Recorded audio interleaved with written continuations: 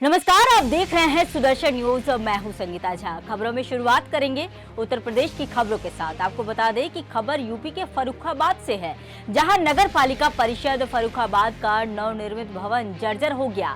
नवनिर्मित भवन में दरारें देखने को मिल रही है और नगर पालिका परिषद को कार्यदायी संस्था ने हैंडओवर नहीं किया। बताते चले कि नगर पालिका परिषद साल 1968 में बने जर्जर भवन के एक भाग को ध्वस्त कर नवनिर्माण कराया गया। नगर पालिका ने 2.17 करोड़ की लागत से नवीन भवन निर्माण का टेंडर CNDS को ठेका दिया, तो वहीं मानक विहीन निर्माण के चलते नवनिर्मित भवन में बड़ी दरारें अब देखने को मिल रही है। तो वहीं देखना होगा कि स्थानीय प्रशासन आगे आकर कब संज्ञान लेता है। अगली खबर की ओर रुख करते हैं। आपको बता दें कि यूपी के फर्रुखाबाद में ही पुलिस को बड़ी सफलता मिली है, जहां लूटपाट कर गृह स्वामी की हत्या के मामले में हत्या करने वाले 4 शातिर लुटेरों को पुलिस ने गिरफ्तार कर लिया। पुलिस ने आरोपियों से लूटा गया जेवर नकदी से भी बरामद की। दरअसल थाना नवाबगंज के गांव सिरौली में 26 अगस्त को छैमार गैंग ने लूटपाट का विरोध करने पर मेहंदी हसन की डंडे से हमला कर हत्या कर दी। मामले में पुलिस ने तनवीर जाकिर निवासी बिलासपुर रामपुर, दिलशाद ताज मोहम्मद निवासी सिरौली बरेली को गिरफ्तार किया गया। अपर पुलिस अधीक्षक संजय सिंह ने इस पूरे घटना को लेकर पुलिस लाइन में खुलासा किया।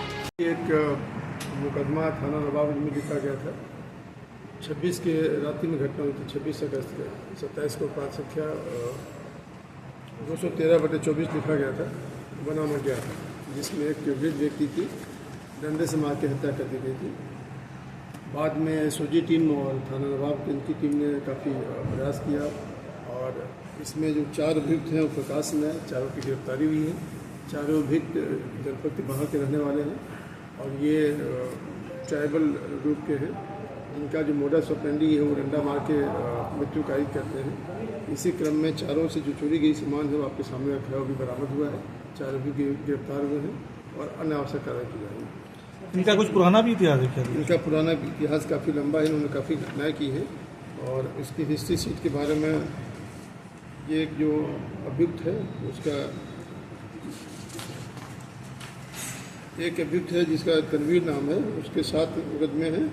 दूसरा जाकिर साहब, उसके खिलाफ 4 मुकदमे हैं और एक अभियुक्त दिलसारा है, उसके खिलाफ भी 4 मुकदमे हैं।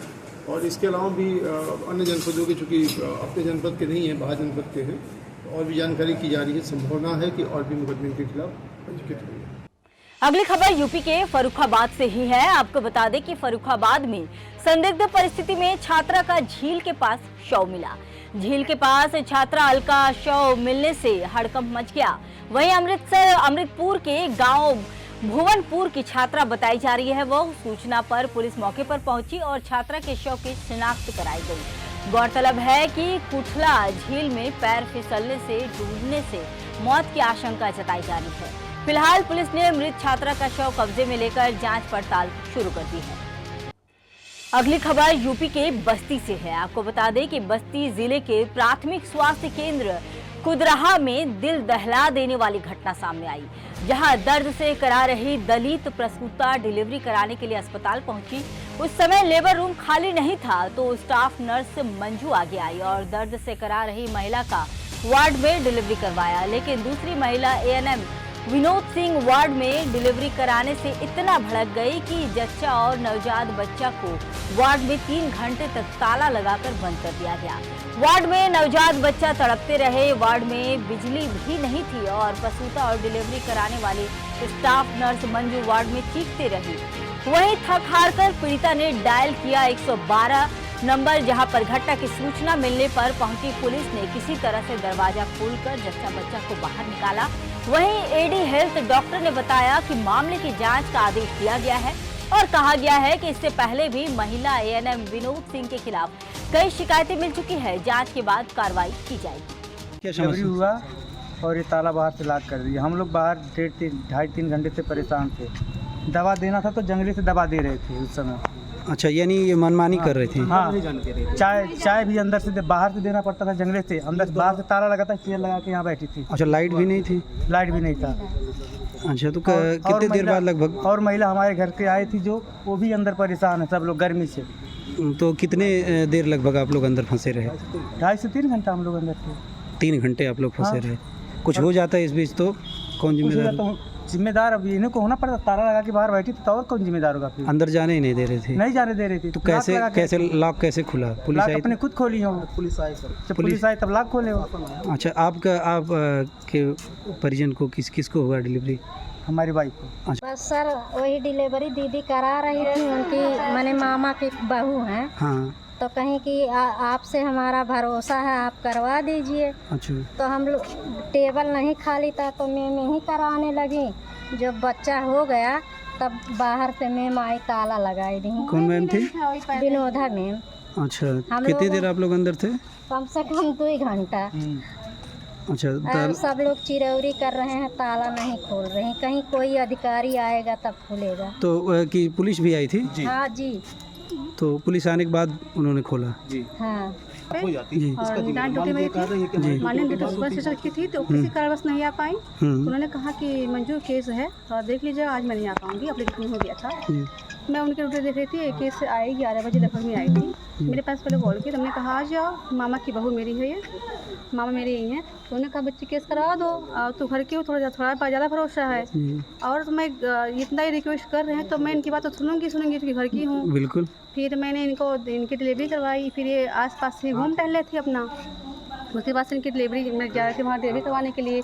इतने में देखा मैंने वार्ड नहीं खाली था, वहाँ के कोई डिलीवरी हो रही थी। एक टेबल नहीं खाली था वहाँ पर। तब वहाँ देखा कि महिला चिल्ला रही थी। ये महिला वहाँ जाने के लिए अलाउ नहीं, क्योंकि इसका पहला बच्चा था। ये डर रही थी उसकी आवाज़ चिल्लाने से कि हमारे को कोई दिक्कत ऐसी ना हो जाए। फिर मोटिवेट करके मैंने इसको यहाँ पे ले आई, क्योंकि इसका बच्चा लगभग उसको ज़्यादा लेबर पेन हुआ था, तो उसको स्वेटिंग आ रहा था, इसका मतलब कि उसका बच्चा आ चुका था। तो मैंने देखा उसकी बच्चा आ रहा था, उसके वहाँ ले जाने में तो डर भी रही थी। उसको मैंने वहाँ पर ले जाके उसकी डिलीवरी करवा दी वार्ड में। उसका बच्चा हो गया। इन्होंने बाहर से लॉक कर दिया। करीब में भी ये बात आई है और मैंने वहाँ के MOIC से भी कहा था, लेकिन उन्होंने अभी तक कोई संज्ञान नहीं लिया है। और मैं CMO साहब से कहकर इस मामले की पूरी छानबीन करवाऊंगी और दोषी के अगेंस्ट कार्रवाई करी जाएगी। मैम, ये जो काफ़ी दिनों से बताया जा रहा है कि तैनात भी वहाँ है, इस सिलसिले में भी कुछ आपके द्वारा कार्रवाई की जा रही है? अब उनके बारे में कई बातें सुनने में आ रही हैं, जिसके अगेंस्ट देखा जाएगा, इंक्वायरी की जाएगी और अगर दोषी पाई गई तो कार्रवाई भी की जाएगी।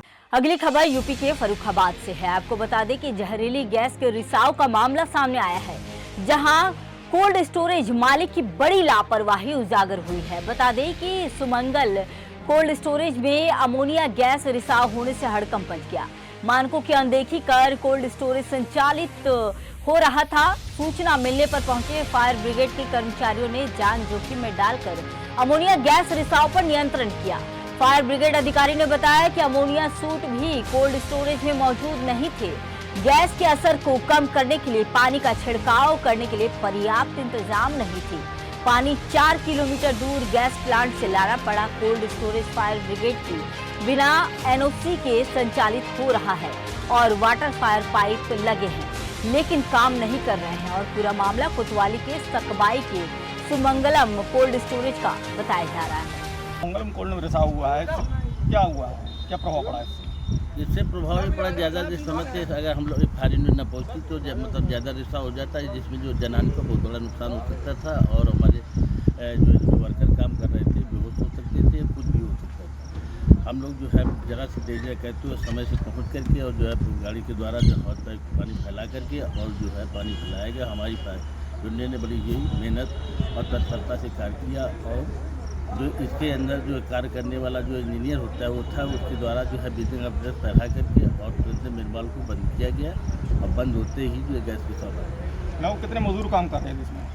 अब ये इस बारे में इसके मालिकान बताएंगे कि कितने मजदूर कार्य कर रहे थे, लेकिन सभी लोग जो है अभी क्योंकि सुबह का टाइम था इसलिए मजदूर ज़्यादा आ नहीं पाए थे और अगर समय ज़्यादा होता तो ज़्यादा मजदूर होते, कोई भी कैजुअल्टी। गैस हानिकारक है, ये किस तरह से प्रभाव डालती है शरीर पर? ये शरीर पर प्रभाव ये डालती है, त्वचा को जो है सुखा देती है और जो है गले को चोक कर लेती है, जिससे आदमी की मृत्यु और जान खतरा होता है। अब बात करेंगे यूपी के कुशीनगर की। आपको बता दें कि कुशीनगर में पुलिस अधीक्षक कुशीनगर संतोष मिश्रा के निर्देशन व अपराध एवं अपराधियों के विरुद्ध चलाए जा रहे अभियान में बड़ी कार्रवाई की गई है, जहां 25 सितंबर को कई थाना व साइबर की संयुक्त टीम ने मुखबिर की सूचना पर घेराबंदी कर चेकिंग के दौरान एक मोटरसाइकिल वाहन समेत बदमाश को गिरफ्तार कर लिया। जवाबी आत्मरक्षा में पुलिस टीम द्वारा फायरिंग की गई, जिसमें आरोपी घायल हो गए। फिलहाल पुलिस की कार्रवाई जारी है। जनपद कुशीनगर में जाली नोटों के गैंग से संबंधित एक अभियुक्त मुस्तकीम पुत्र कलीम ये पुलिस मुठभेड़ में ये गिरफ्तार हुआ है। इसको गोली लगी है। ये 25,000 रुपये का इनामिया बदमाश भी था। इस गैंग के 10 सदस्य ऑलरेडी गिरफ्तार करके जेल भेजे जा चुके हैं। उसी गैंग से संबंधित मुस्तकीम भी था। इसके पास से जाली करेंसी, अवैध असला वगैरह भी बरामद हुआ है। इससे फर्दर पूछताछ इसमें कराई जा रही है। अब बात करेंगे यूपी के संभल की। आपको बता दें कि संभल में कलेक्ट्रेट पर हंगामा देखने को मिला, जहां पर जमकर नारेबाजी हुई। दरअसल गांव का सकरा रास्ता चौड़ा कराने के लिए ग्रामीणों का गुस्सा फूटा हुआ है। करीब 3 साल से बमनेटा गांव में आने जाने का रास्ता सकरा कर दिया गया है। वहीं दबंगों ने सरकारी रास्ते पर मकान बना रखे हैं, जिन्हें तोड़वाने को ग्रामीण लगातार शिकायतें कर रहे हैं, लेकिन कोई सुनवाई नहीं होने से गुस्साए ग्रामीण मृतक के शव को लेकर कलेक्ट्रेट परिसर पहुंच गए, जहां पुलिस की समझाइश के बाद मामला शांत हुआ। दरअसल पूरा मामला बहजोई कलेक्ट्रेट का है। मतलब रास्ता नहीं है डेड बॉडी घर तक ले जाने का। फिर यहाँ पर क्या करना चाहते हैं सर? अब ये कह रहे हैं, मतलब सोच रहे हैं ये कैसे पहुँचे घर तक। अच्छा भाई 4 साल हो गए मरा हुआ व्यक्ति नहीं निकला है, ये बाजार में मारेगा। अच्छा फिर कभी नहीं ले आ रहे हैं, कैसे पहुँच पाएंगे? तो क्या ये आप कलेक्ट्रेट पर डेड बॉडी लेके आए हो, तो क्या निकलेगा इससे? क्या हासिल निकलेगा इससे? मतलब कुछ तो बताएंगे कैसे पहुँचेगी ये। हमारे डेट खत्म हो गए। फिर यहाँ पर क्या आप क्या चाहती हो? हम तो जो चाहते हमारी रास्ता लग जाए, हमारी अर्थी लग जाए। तो यहाँ पर जो आप भीड़ लगा रहे हो, क्या है मुख्य उद्देश्य आपका? हम तो जो कह रहे हैं डीएम साहब आएगा हमारी अर्थी लगवाया हमें। कहाँ पर? बमनेटा में। वहाँ पर क्या दिक्कत है? अर्थी नहीं लगती है, लगन्नों को भी बेचना है, खाली भी नहीं लगा जाए। अच्छा। दीवार कूद कर अर्थी लगा दे। 4 साल है गई, कुछ सुनकर राजी ना आएगा डीएम साहब है, तो इसी वजह से यहाँ पे धरना दिया है। धरना दिया आज देख हमारी इसमें लाश आएगी तैयार। अच्छा आज डीएम साहब कागज करवा के हमें रास्ता लगवा हमें हमारे गांव में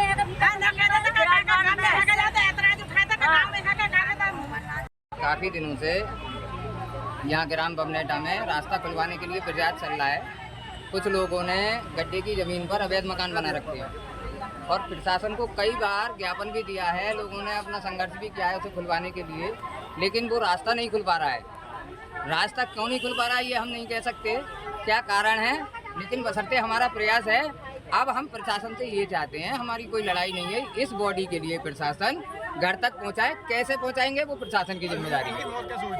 ये कि सांड ने जो छुट्टा सांड है उन्होंने इन पे हमला कर दिया है, इस कारण इनकी मौत हुई है। लेकिन रास्ता बंद है, ना आने का ना जाने का, तो बताइए क्या अब ये प्रशासन की जिम्मेदारी बनती है कि ये बॉडी को कैसे पहुंचाएंगे। हमारे घर तक डेड बॉडी नहीं पहुंचेगी, हमारे घर तक हमें बिल्कुल रास्ता नहीं है।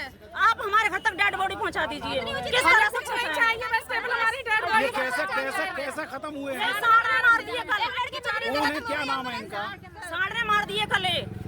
डेड बॉडी रास्ता कैसा बंद है आपका, ये बताओ। रास्ता बंद है, कुछ लोगों ने रास्ता बंद कर रखा है हम लोगों का। अच्छा आप लोग खुद चल कर देख लीजिए। आप लोग तो पहले से इसकी शिकायत करते रहे, अब तक सांड ने मार दिया।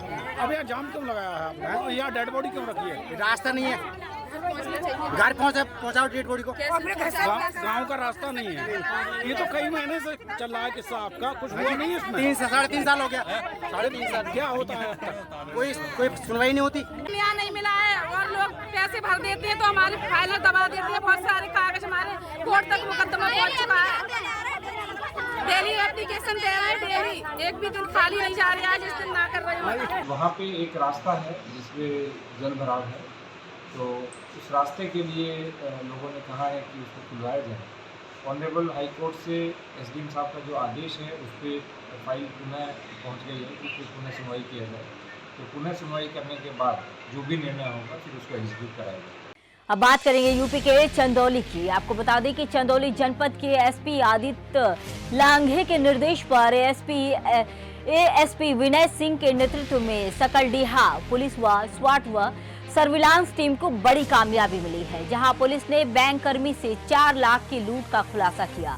साथ ही 2 बाल अपचारियों को पुलिस अभिरक्षा में लिया गया और एक अवैध तमंचा कारतूस भी बरामद की गई।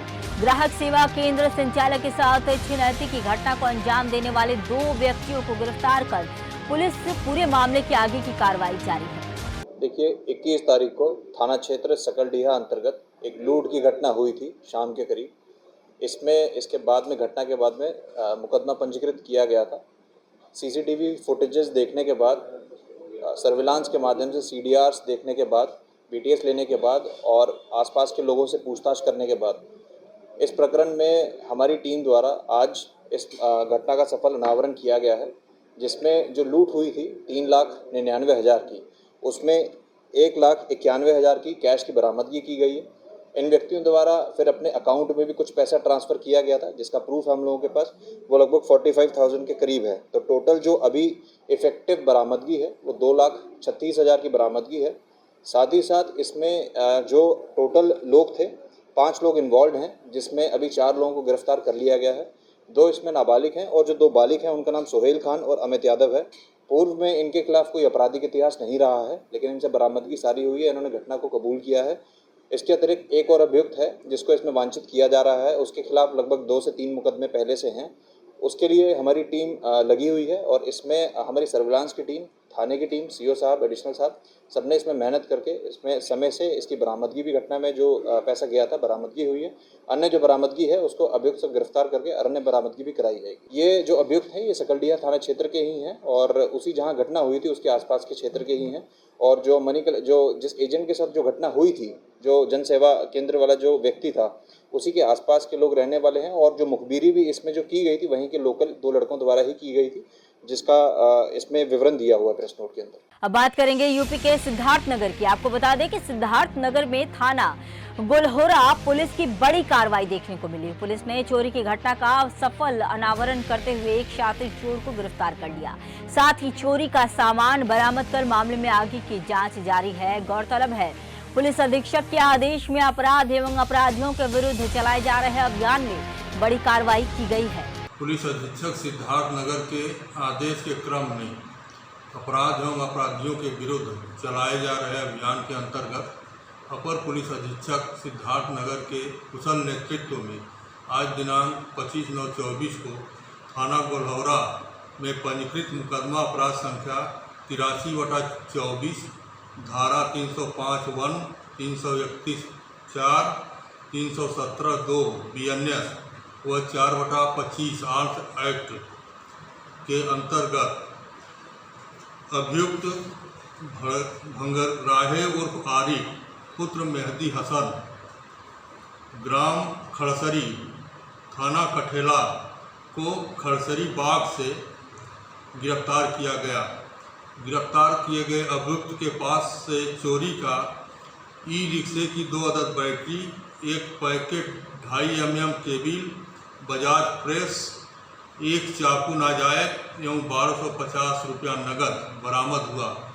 अभियुक्त को गिरफ्तार कर वैधानिक कार्रवाई पूर्ण कर माननीय न्यायालय भेजा जा रहा है। अब बात करेंगे यूपी के बदायूं की। आपको बता दें कि बदायूं दातागंज मोहल्ला अरेला में चोरी का आरोप लगाकर एक युवक को मोहल्ले के लोगों ने जमकर मारपीट की।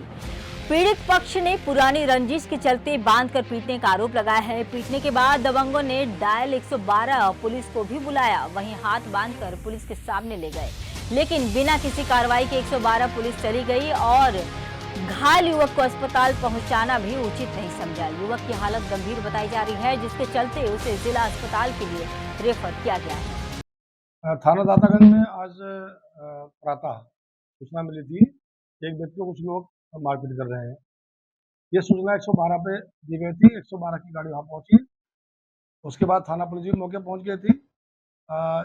जो व्यक्ति पीड़ित था उसे थाने ला गया। थाने ला के उसके इलाज के लिए CSC दातागंज भेजा गया। दातागंज भेजने के बाद तहरीर प्राप्त हुई। तहरीर के आधार पर सुसंगत धाराओं में अभियोग पंजीकृत किया गया है और 3 व्यक्तियों की गिरफ्तारी की गई। शेष अभी जो नामजद है गिरफ्तारी प्रयास किया जा रहा है। अब बात करेंगे यूपी के मुरादाबाद की। आपको बता दें कि मुरादाबाद जनपद में दबंगों ने समाज कल्याण की सरकारी दुकानों का सौदा कर दिया। बता दें कि समाज कल्याण से अनुसूचित जाति को आवंटित दुकानों में बड़ी धांधली देखने को मिली है। अधिकारियों की बंदरबाट के चलते दबंगों ने समाज कल्याण विभाग की सरकारी दुकानें बेच दी। वहीं जांच करने पहुंचे अधिकारियों के सामने दुकानदारों ने कहा कि हमने तो दुकान खरीदी है। दूसरी ओर समाज कल्याण की सरकारी दुकानों में देसी शराब का ठेका चल रहा है। पूरे मामले में जिला समाज कल्याण अधिकारी एवं उप जिला अधिकारी ने मौके पर जाकर निरीक्षण किया तो 90% से ज्यादा लोग अवैध रूप से समाज कल्याण की दुकानों में रह रहे हैं, जिन्हें 7 दिन में दुकान खाली करने के निर्देश दिए गए और कहा कि आगे मामले में विभागीय उच्च स्तरीय कार्रवाई की जाएगी।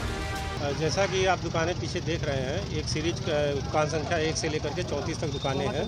इसमें 34 आवंटियों को दुकान 1983-84 में आवंटित किया गया था, जो एससी समाज के लोगों को किया गया था, उनके रहन सहन और उनके लिए जीविकोपार्जन हेतु। वर्तमान समय में जैसे शिकायतें प्राप्त हो रही थी कि कुछ लोग दुकानें या तो अपनी बेच दिए हैं अथवा किसी ने कब्जा कर रखा है। उसी के तहत आज एसडीएम बिलारी साहब के साथ हमारी टीम और एसडीएम साहब की टीम ने यहाँ पे इसका निरीक्षण किया है, देखा है और कुछ दुकानों पे कब्जे दिखे भी हैं, कुछ दुकानों पे किराए पे भी चल रहे हैं, लेकिन इसका विधिवत परीक्षण करने के बाद ही अंतिम निर्णय लिया जाना संभव होगा। क्या इन दुकानों की सिर्फ बिक्री हो सकती है? दुकानों की बिक्री नहीं की जा सकती। सर, अब कितना समय दिया जाएगा? अभी फ़िलहाल हम लोग 1 हफ्ते का समय दे रहे हैं, 1 हफ्ते में अंतिम निर्णय करेंगे। तो जिन पात्र लोगों के नाम में समय दुकान, इनको अभी हम लोग इसको नोटिस जारी करके एक का तस्दीक करा करके देखेंगे कि यहाँ कौन एक्चुअल आवंटी यहाँ आवंटित है और कौन नहीं है। उसके आधार पर गुणदोष के आधार पर निर्णय किया जाएगा। मौजूद है मुरादाबाद समाज कल्याण विभाग के ऑफिस पर, कार्यालय पर, जहां आपने देखा बीते दिनों समाज कल्याण विभाग में लगातार चल रही बिलारी तहसील को लेकर शिकायतों को यहाँ समाज कल्याण अधिकारी ने मौके पर पहुंचकर निरीक्षण किया। समाज कल्याण अधिकारी ने मौके पर जाकर शिकायत के निरीक्षण में पाया कि शिकायत काफ़ी हद तक सही पाई गई। शिकायत ये थी कि समाज कल्याण विभाग की दुकानों पर दबंगों द्वारा अवैध कब्जा किया गया था और कुछ दुकानों की तो आपको बता दें, हैरानी की बात यह है, विक्रय तक हो चुकी है। समाज कल्याण के विभाग की दुकानें जो कि पिछड़ा वर्ग के लोगों के लिए सरकार द्वारा एक स्वरोजगार योजना के तहत ये आवंटित की गई थी, जिसमें उनको अनुबंध पारित होता है, ना वो दुकान किसी को किराए पे दे सकते हैं, ना ही उन दुकानों पर विक्रय किया जा सकता है।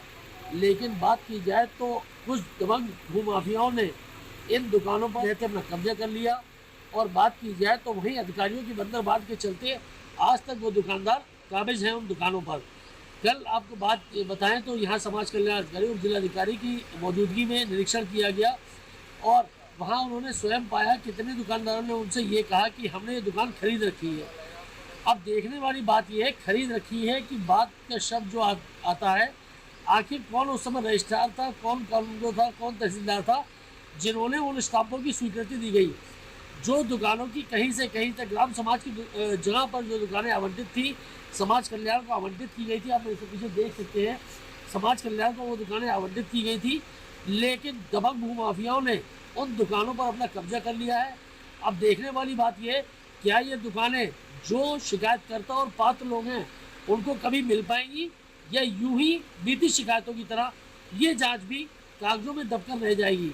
अब सबसे बड़ी बात देखने की है, जो लोगों ने वो दुकानें बेची हैं उन पर शासन द्वारा क्या कार्रवाई की जाती है। ये बड़ी बात देखने वाली है कि अपने स्वरोजगार योजना के लिए रोजगार देने की योजना को सरकार की, इसके लिए जो दुकानें आवंटित की गई थी, उन लोगों ने दबंग लोगों को अपनी दुकानें बेच दी और आज जो कही जाए 30 से 35 लाख रुपए की वो दुकानें आज की तारीख में होंगी। इस क्रम की दुकानें उन लोगों ने कब्जा करे बैठे हैं। उनका ये कहना, हमारे पास इसका बेनामा है। बेनामा आखिर कैसे हो सकता है? सरकारी जगह का बेनामा बिलारी में पहली बार आपने सुनेंगे। मुरादाबाद जनपद की बिलारी तहसील का ये बड़ा अनोखा कारनामा निकल के आया है कि सरकारी जमीन का बिलारी में हुआ है बेनामा।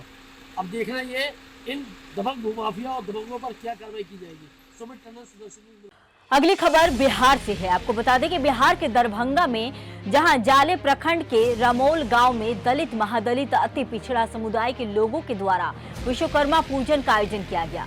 जुलूस को लेकर इस पूजा की जानकारी लिखित रूप से दरभंगा के जिला अधिकारी और पुलिस प्रशासन को देकर अनुमति ली गई। तो वहीं विसर्जन के कुछ घंटे के बाद ही पुलिस प्रशासन पर मुस्लिम समुदाय के लोगों ने पथराव कर दिया, जिसमें कई पुलिसकर्मी जख्मी हो गए। उसके बाद कल होकर कमतौल थाना द्वारा प्राथमिक दर्ज की गई, जिसमें बेकर हिंदुओं को भी नाम जोड़ा गया, जिसमें एक 70 वर्ष के बुजुर्ग जो पैरालिसिस पेशेंट हैं।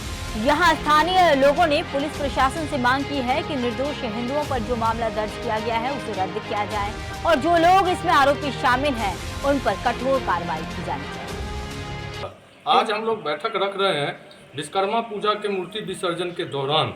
हम लोग पूरा प्रशासन जो गाइडलाइन दिया था उस गाइडलाइन को हम लोग फॉलो करते हुए हम लोग अपना विसर्जन कार्यक्रम आगे बढ़ाए और उन्होंने 2:30 बजे से 3:30 बजे का समय हम लोग को दिए थे। उस समय को पालन करते हुए हम लोग मुस्लिम जब मोहल्ला में गए तो प्रशासन के द्वारा हम लोगों का बाजा भी बंद करा दिया गया। फिर हम लोग आगे गए, आगे जाके हिंदू था, वहाँ से फिर मोहल्ला से रिटर्न हुए, फिर मुस्लिम मोहल्ला में हम लोग को बोला गया कि आप लोग बाजा बंद कर दीजिए। हम लोग फिर बाजा बंद कर दिए, जो कि वीडियो रिकॉर्डिंग प्रशासन द्वारा किया जा रहा था। उसमें पूरी तरह से दिख जाएगा कि हम लोग वहाँ बाजा बंद था। हम लोग मुस्लिम मोहल्ला से निकलते निकलते प्रशासन द्वारा पहले ही हम लोग को दिशा निर्देश था कि आपको वहाँ रुकना भी नहीं है, तो हम लोग उसी हिसाब से चले और जो वो प्रशासन का गाइडलाइन था उस गाइडलाइन को हम लोग ने पालन करते हुए 3:30 बजे के अंदर हम लोगों ने मूर्ति विसर्जन का कार्यक्रम कर लिया। इसके बाद प्रशासन के द्वारा हम लोगों को मालूम हुआ कि जब विसर्जन हो गया तो मालूम हुआ कि मुस्लिम पक्ष के द्वारा प्रशासन पर पत्थरबाजी किया गया। हम लोग भी सुने, बाद में प्रशासन के लोगों को द्वारा हम लोगों को भी पता चला कि हाँ वहाँ 3 पुलिसकर्मी घायल मुस्लिम पक्ष के द्वारा गोली रोड़ेबाजी में हुआ है।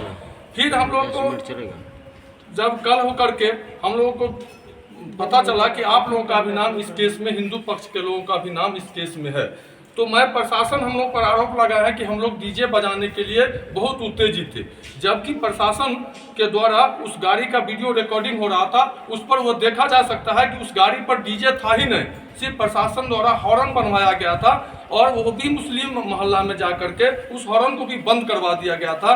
तो फिर वो डीजे के लिए विवाद कहाँ?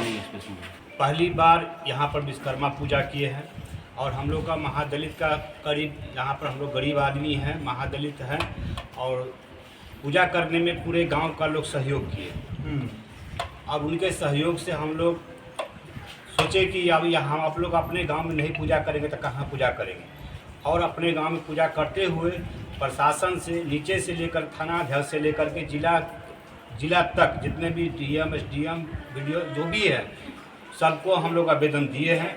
आवेदन में आश्वासन मिला कि ठीक है आप लोग पूजा कीजिए, आपको माने क्या बोलते हैं उसको प्रशासनिक मिल जाएगा। हमको प्रशासनिक 18 तारीख को मिला, जिसके प्रशासन के द्वारा 19 तारीख को लगभग 1 बजे में प्रशासनिक मिला है। इसके बाद में हम लोग यहाँ पर भसान करने के लिए हम लोग निकले हैं जुलूस के साथ में। यहाँ से बिल्कुल शांति बनाकर हम लोग निकले। रास्ते में जाकर के यहाँ हम लोगों को जो आरोप लगा रहा है, हम जो कागज़ देखे हैं और आए हैं तो देखे हैं कि इस पर कुछ आदमी पर नाम है, लेकिन वो पिकअप पर सिर्फ 4 ठो हॉर्न आगे 4 हॉर्न पीछे था। उसमें बॉक्स का अलाउट नहीं था तो बॉक्स नहीं बजाया गया।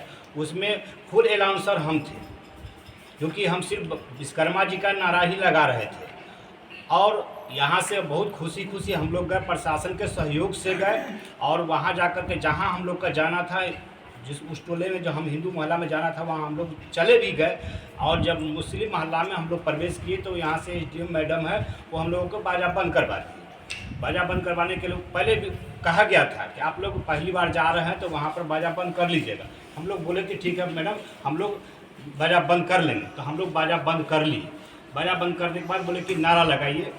अगली खबर मध्य प्रदेश से है। आपको बता दें कि ग्वालियर में ट्रिपल सुसाइड की एक दिल दहला देने वाली घटना सामने आई, जहां बहोड़ा पूर थाना क्षेत्र में रहने वाले एक शासकीय ठेकेदार अपनी पत्नी और बेटे का शव घर में मिला है।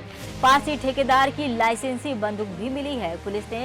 पुलिस के मुताबिक प्रथम दृष्टया ठेकेदार ने पहले पत्नी बेटे की हत्या की, फिर खुद को गोली मारकर आत्महत्या कर ली। घटना ग्वालियर के बहोड़ापुर थाना क्षेत्र के 12 बीघा कॉलोनी की है। फिलहाल पुलिस पूरे मामले की जांच कर रही है। आता हूँ 10 बजे अपने ड्यूटी पे और झाड़ू पोछा करके अपने खाना वाना बनाता हूँ। खाना बनाने में 12 के बाद ही जाता हूँ। आज मैंने फ़ोन लगाया था, फ़ोन स्विच ऑफ जा रहे थे, तो मैंने कहा बाद में जाऊँगा, अपने आप बुलाएंगे। बोला बुलाते मेरे को फ़ोन लगा के क्या आवाज़ आ ऊपर खाना बना। तो मैं गया था, फ़ोन नहीं आया तो मैं बैठा रहा। 4 बजे इनकी बहन का फ़ोन आया, 4-3 बजे, तब मैंने कहा आप लोग आ जाओ, तब चलते ऊपर। वो आ गई तो ऊपर गया तो तीनों ने डले। टिंकू चौहान, उनकी पत्नी, उनका लड़का। लड़का की उम्र है 16-17 साल। अच्छा, क्या परेशान थे या क्या बात? अब घर की परेशानी अब थोड़ी कोई बताता अपने को। कोई आया था क्या आप जब थे यहाँ? नहीं, कोई नहीं आता। 5 बजे के आसपास पुलिस को सूचना मिली थी कि 12 बीघा जमीन जो एरिया है थाना बोड़ापुर, वहाँ पे एक घर में 3 लोगों की डेड बॉडी है। तो सूचना पे पुलिस आई और यहाँ पे 3 लोगों की डेड बॉडी और पास में एक राइफल मिली है। जी, क्या कारण रहे? अभी ऐसा लग रहा है कि हाँ, प्रथम दृष्टया जो लग रहा है कि जो मृतक है नरेंद्र चौहान, ये नगर निगम में कॉन्ट्रैक्टर का काम देखते थे। इन्होंने अपने बच्चे और अपनी वाइफ को पहले गोली मारी है, उसके बाद खुद को इन्होंने गोली मारी है। ये कुछ कारण सामने आए हैं? कुछ घर वाले बता रहे हैं, कुछ इनका अपने साले से विवाद चल रहा था, कुछ शिकायत हुई थी इनकी, वो कारण हो सकता है, लेकिन अभी जांच का विषय। अगली खबर मध्य प्रदेश के धार से है, जहां पर एक छात्रावास में 2 छात्र की करंट लगने से मौके पर ही मौत हो गई। इस घटना को लेकर मुख्यमंत्री ने भी दुख व्यक्त किया है। बता दें कि मध्य प्रदेश के धार मुख्यालय से 50 किलोमीटर दूर जनजातीय सीनियर बालक छात्रावास रिंगनोद में सुबह करंट लगने से 2 छात्रों की मौत हो गई। बताया जा रहा है कि दोनों छात्र पानी की टंकी से पानी भरने गए थे, तभी हादसा हो गया। वहीं धार कलेक्टर व पुलिस अधीक्षक भी मृतकों के घर पहुंचे और परिवार को सांत्वना देते हुए हर संभव मदद का आश्वासन दिया। नाश्ते की घंटी लगी थी, सब नाश्ता करने जा रहे थे। एक काका है जो तलेपुरिया के थे, जो पानी भरने आते हैं। हाँ। उन्होंने देखा तो 2 लड़के अंदर पड़े। काई में पड़े थे? टंकी में अंदर पड़े। हाँ। तभी हमने दौड़ लगाई और सब वायर तोड़े और फिर उनको निकाला अंदर से। अच्छा, दोनों लड़के क्या लग रहा था, मर गए थे या क्या लग रहा था? सांस से चल रही थी, हमने निकाला था, फिर एम्बुलेंस बुलाई और फिर लेके अस्पताल। अच्छा, क्या नाम है दोनों के? विकास और आकाश। अच्छा, कितनी कक्षा में पढ़ते थे? 12th में थे। ठीक है, ये कौन सा छात्रावास है? सीनियर बालक छात्रावास। ठीक है, सुबह कितनी बजे घटना होगी? अब बात करेंगे कर्नाटक की। आपको बता दें कि कर्नाटक के चिकोड़ी में यातायात थाना प्रभारी रूपाली गुडोडगी और एसएम कमतगी ने राष्ट्रीय सड़क सुरक्षा के तहत सभी मालवाहक चालकों को बुलाया और उन्हें महत्वपूर्ण मामले की जानकारी देते हुए कहा कि सभी वाहन चालकों को अपने वाहन के कागजात ठीक से अपने पास रखने चाहिए और सभी को चालकों के कपड़े पहनने चाहिए। मोटरसाइकिल चलाते समय हेलमेट अवश्य पहनना चाहिए। इसके साथ ही मौके पर यातायात नियमों के प्रति जागरूक रहने की जानकारी दी। फिलहाल के लिए इस बुलेटिन में इतना ही। देश दुनिया की तमाम खबरों के लिए देखते रहिए सुदर्शन न्यूज। जय हिंद।